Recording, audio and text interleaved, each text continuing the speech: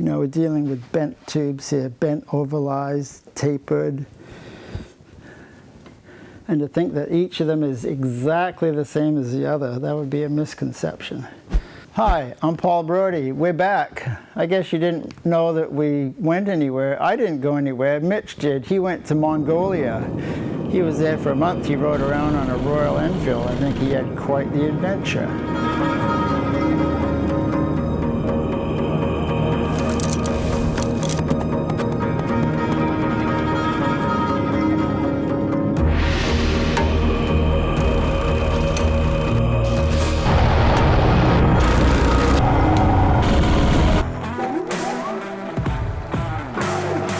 What's new? I was at a show and shine. I took my little Aramaki and I did get a People's Choice Award. So thank you, Trev Dealey, and all the people that voted for this little bike. That was good. We're going to work on the gravel bike today.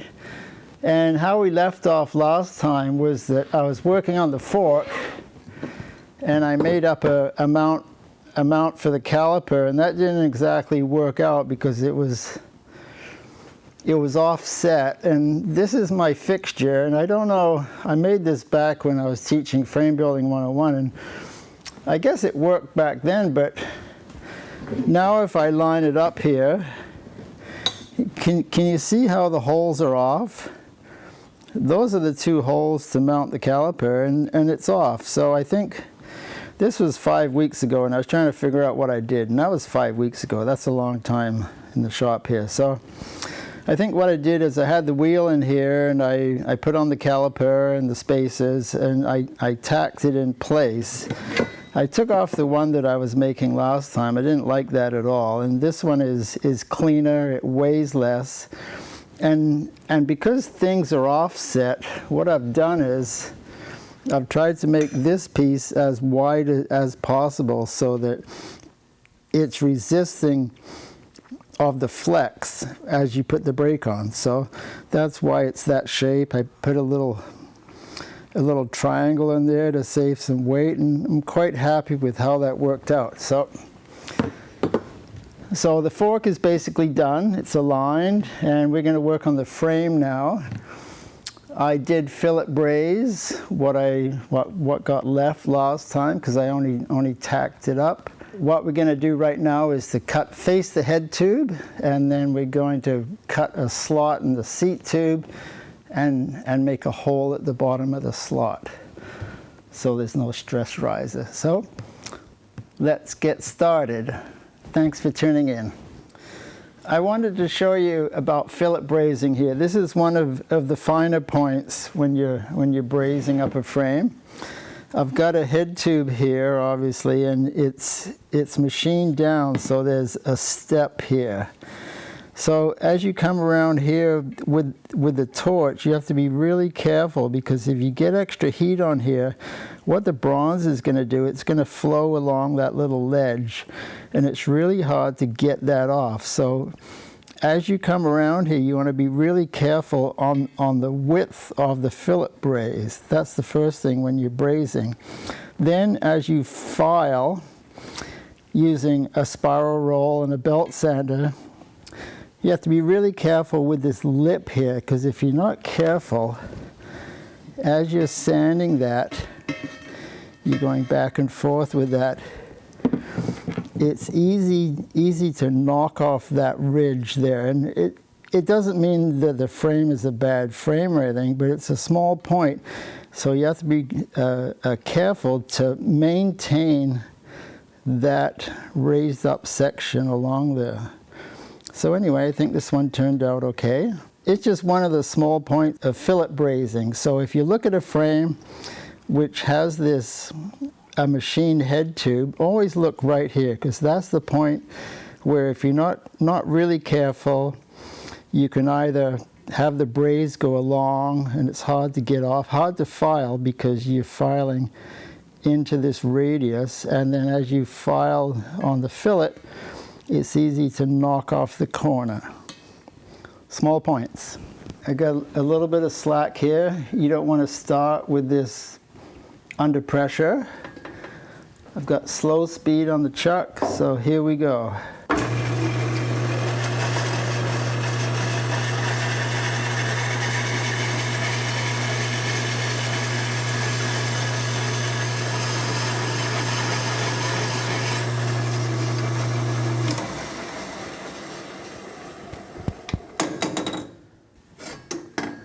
You can see all the chips that came out, and we're going to look at the top surface. Yeah, it's cut all the way around. If there's a low spot, it's usually right here because the brazing pulls the tube down a little bit. But that one looks good. So we'll do the other end.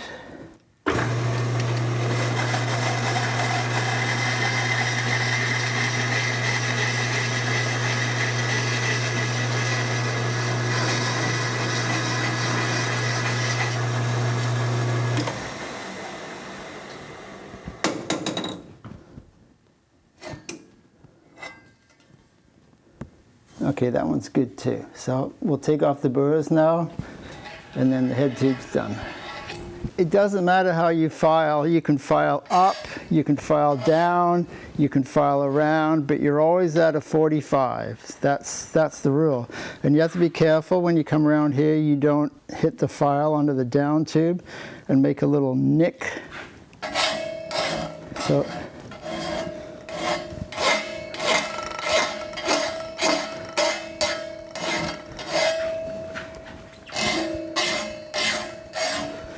okay, so that end's good. We'll flip it round.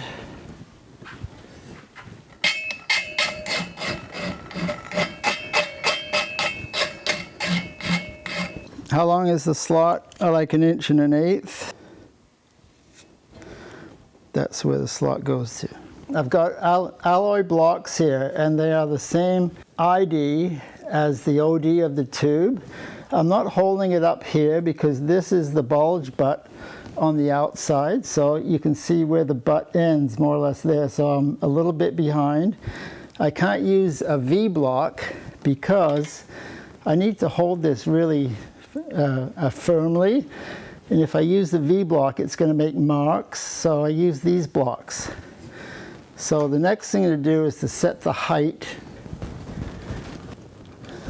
And see this is my little fixture, and this goes over the cutter, and then I look at the space on the top and the bottom. Can you see there? And it looks like I need to raise the table up because I got more space on the bottom. So I'll give it a little bit. How's that? A bit more. And I also wiggle it. And I think that's pretty good, so we're going to go with that.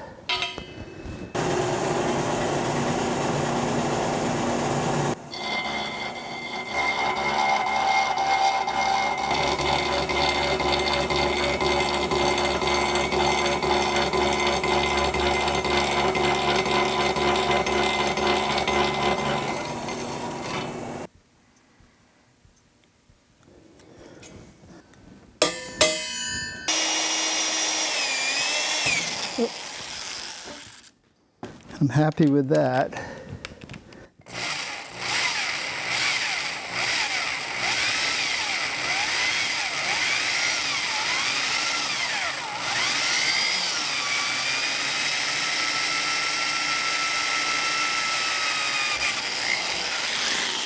Okay. So I've got the hacksaw, so the blades are coming up like this, or the teeth is coming up like that, so it cuts when I pull. And I put it to one side.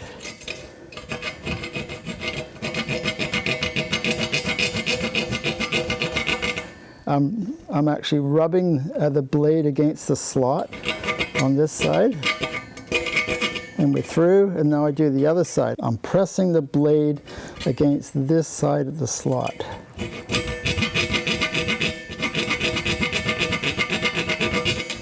And we're through. Now I take a little file. It's a diamond file.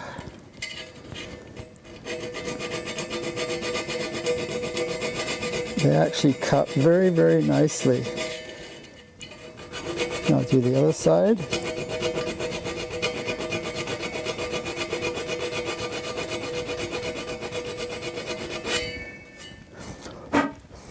Okay, so that looks pretty good. And then sometimes what I do is I make the hole a little bit rounder. I can see where the drill kind of moved a little bit. So I've got a small file here.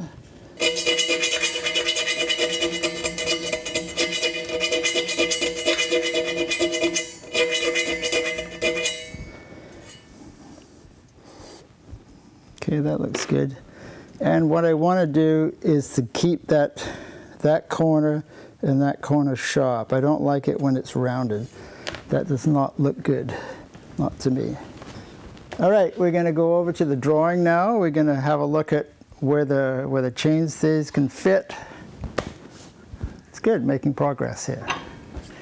Okay, we have to figure out how long is the chainstay going to be. So what I'd like to do on this one is just do kind of an eyeball of how much of a space there is in between the tire and the seat tube. I've roughed in something here, and that's way too big. That's way too long. So we're gonna take out that arc.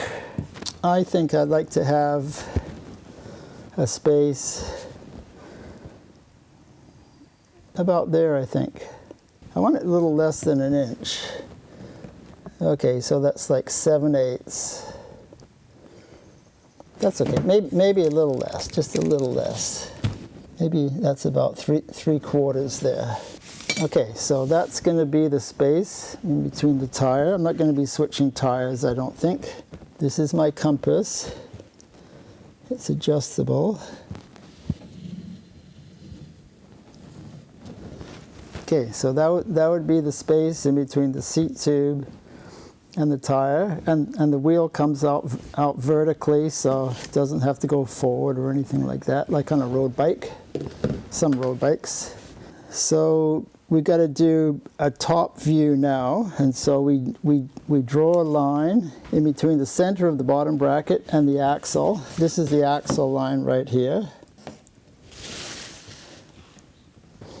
This is going to be the top view. So I'm going to take a right angle square. I'm going to match it up to that line. And there's a mark here. This will be the center line on the top.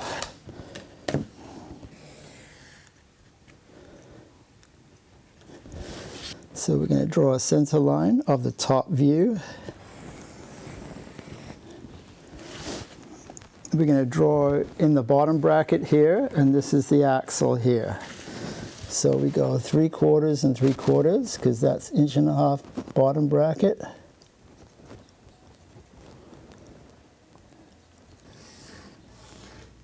That. Okay, there's the edge of the bottom bracket right there. I don't have to do this side here because it's symmetrical. I only have to do one side.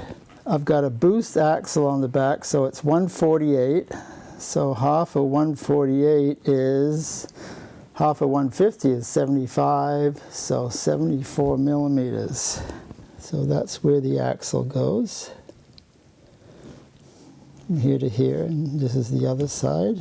Okay, this is the dropout. And I won't measure that, well I can, but this is, it's like 670, something like that. So that's how wide it is. And then the overall width is 800. So that's going to be right there. And OD is 1 inch. So if I go up 1/2 inch, that'll be good. So what this is, so you can see it, it's half of that. Because what's going to happen is the chainstay is going to go here, like that, and then I can figure out where this is going to go. So the next thing to do is to mark where the tire is.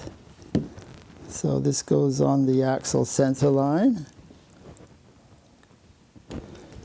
That's the top of the tire. And this is my template that I used on the fork drawing. So I line up this is the center line. So I line up the center line like that, and I draw in the tire.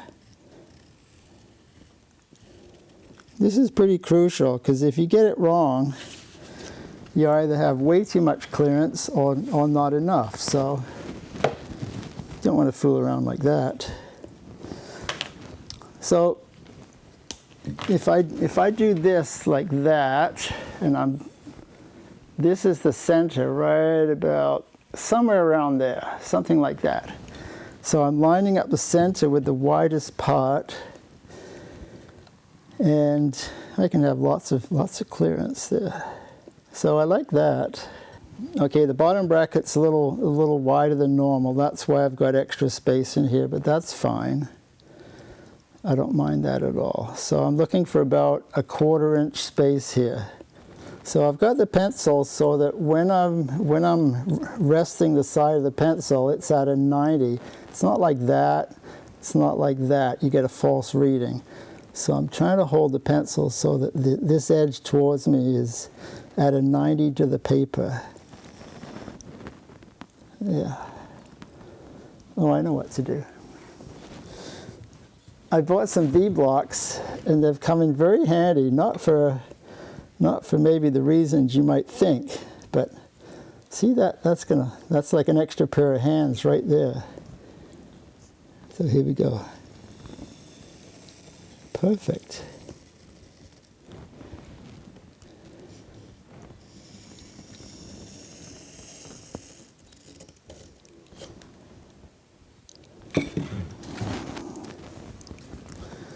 So that looks good. I think that's going to work. What I'll do is, I know this is hard to see. I'm gonna do this in a big Sharpie so that you can see better. So if you give me a moment, I'll do a Sharpie. Okay, I've done the Sharpie thing, and you can now see what's going on here. It's a lot easier with this, with the darker line. I've got clearance right in here. That's at least 1/4 inch. What I need to do now is to figure out the angle of the miter here, and this is the tricky bit that I want to show you. Do you see here how this is not straight? There's basically nowhere there which is straight. It's on a curve. So I have to figure out how to hold this. Well, I know how to hold it. I'm going to use a V-block. I'll put a V-block under here too.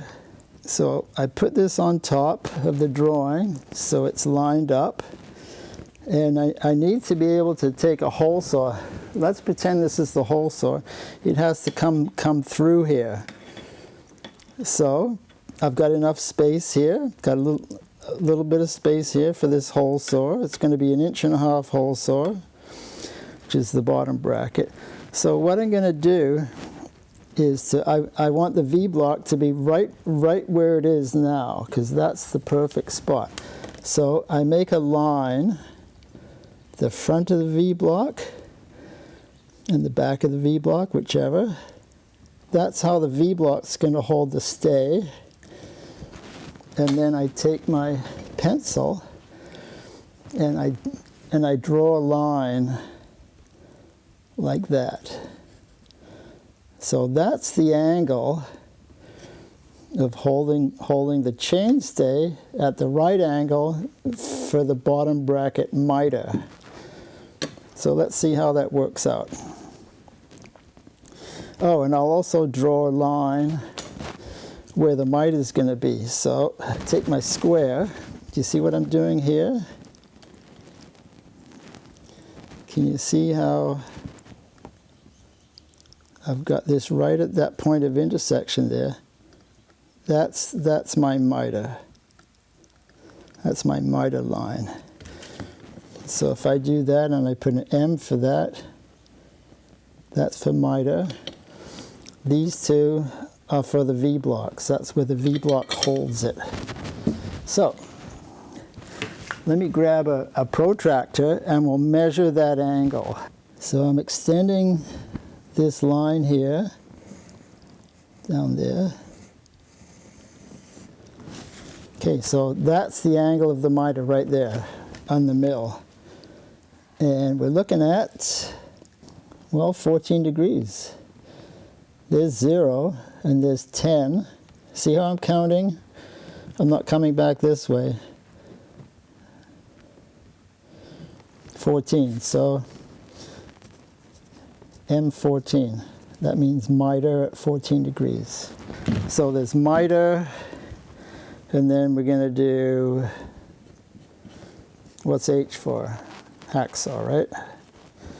Hacksaw, miter.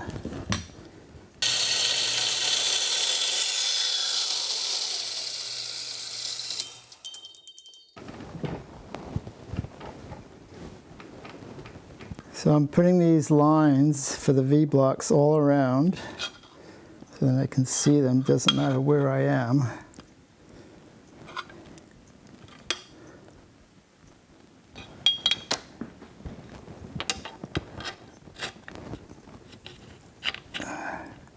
I'm going to put the V-block up against the edge of the vise. I'm lining up the felt pen marks. I'm pressing down, because when I'm pressing down and the V-block is parallel with the bottom of the vise, then I've got the right angle. I hope that's all making sense. So now I need to take this and I need to center. I'm going to use the digital readout, center on this, and then I know the middle. Then I put in the 1.5" hole saw. So I hope you're following along. There we go. So I can move it, but it's held. So that's the tension I'm using. I'm zeroing the Y. So now I bring this over to the other side. Use the feeler gauge again. Okay, so I can move it and it stays there. So I go half, Y, that's my middle right there. So when I put that to 0,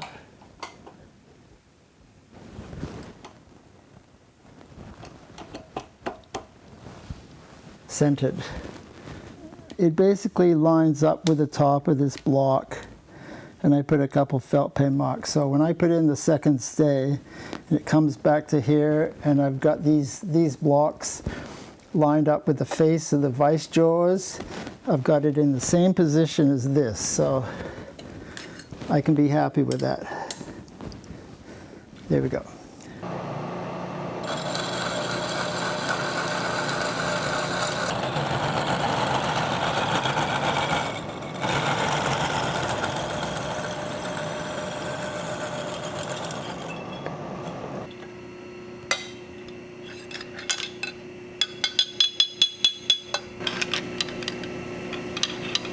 Okay, ally blocks up to the face of the jaw.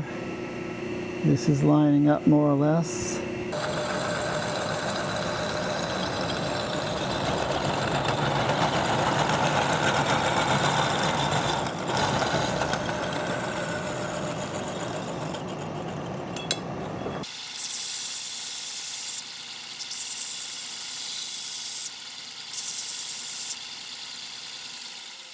Okay, so we've got an inch dropout. So we'll draw a circle there.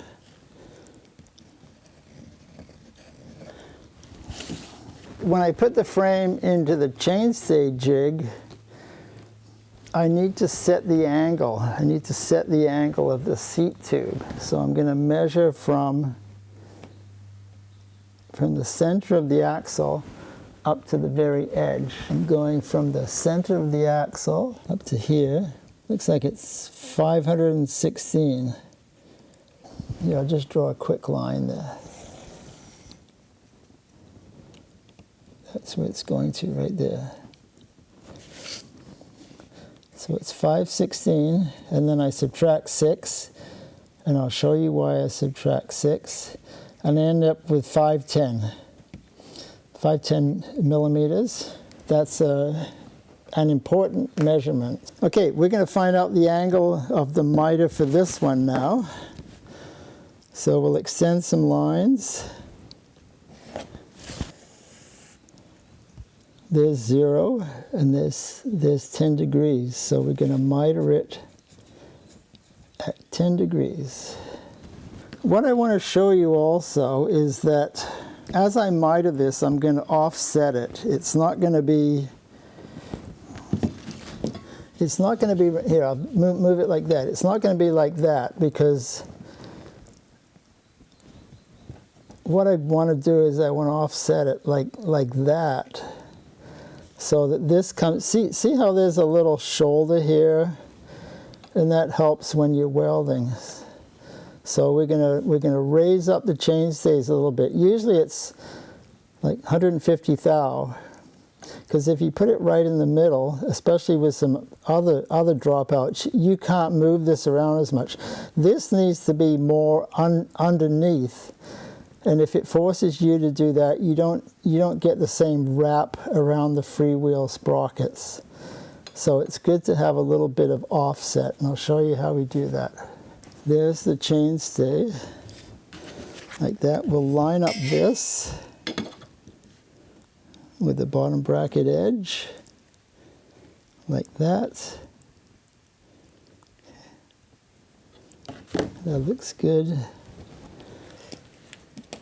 And so that's going to be the miter line right there.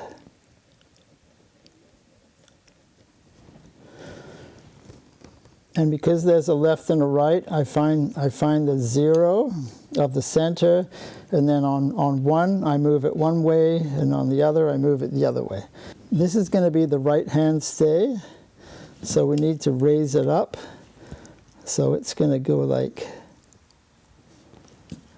that, and the other one will go the other way. So let's go over and set it up in the mill.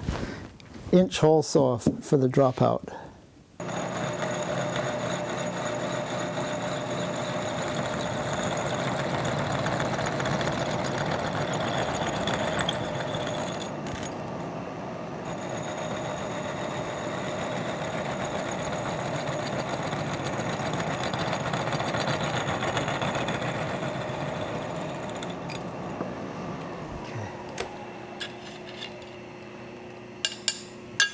So what we have now is a left and a right. Can you see how they're offset like that? So it puts them up on the dropout a little bit. It gives more space for the welding. That's what we're doing. We have to measure the length of the chainstay because we have to set the jig up. So we're at 411, 412, somewhere in there. So let's look at the jig, see what it says. That should be 411 on that scale there, 411. So we've got a measurement here, 5/16, and I took off 6 millimeters. I'll show you why, basically in a couple seconds. So we're looking for 510. So that's going to be basically like that. And there's an axle, there's a 1/2 inch axle there. So if I rest this on the top of the axle, it's basically 6 millimeters from the center. I know it's not perfect, but it's very, very close. So we're looking for 510. See, this axle is 12 millimeters approximately. So half of that is 6. I'm allowing for the 6 millimeters there. And then we're looking for 510. So this needs to come up, right? Can you see that? We're looking at 510 there. So tighten this up. And then to hold the frame in place, that's what this is.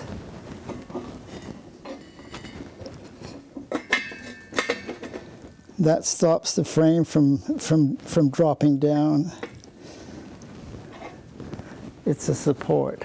So the big test is, how do the stays fit after all this? Sometimes you have to move the jig around a little bit. Oh, look at that.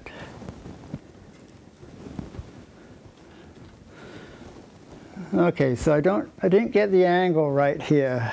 For some reason, the angle's off a little bit. It could use a little filing, but look, not bad, eh?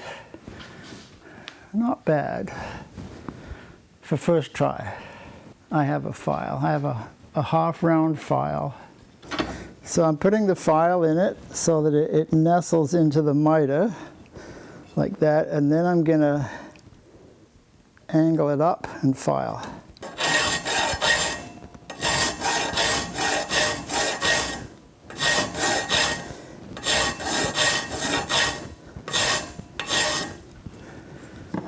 Okay.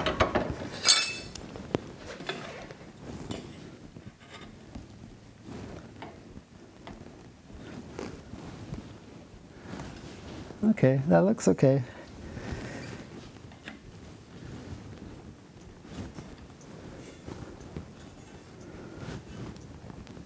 Well, I like that. It looks good. Okay, I'm going to TIG tack this. It's going to be fillet brazed afterwards, but it's a lot easier to TIG tack. This is a huge amount of metal to heat up, and the jig would act like a heat sink, so it just makes a lot of sense to use the TIG for tacking.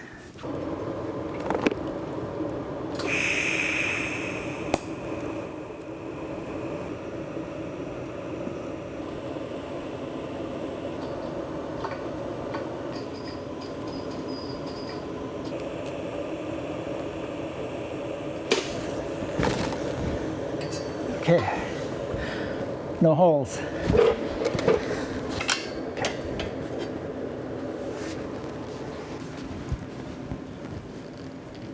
Line up the head tube, line up the bottom bracket, and the dropouts are right on the axle line, so that looks good.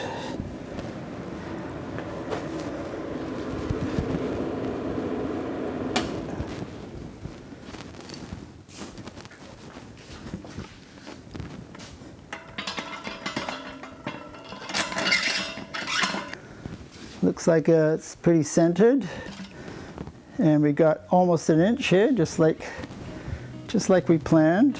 Right on. Thank you for hanging out in the shop with us, me and Mitch, and we like coffee. If you buy us some coffees, that'd be much appreciated. If you haven't subscribed, please do, and wish you the best. Take care. See you next time.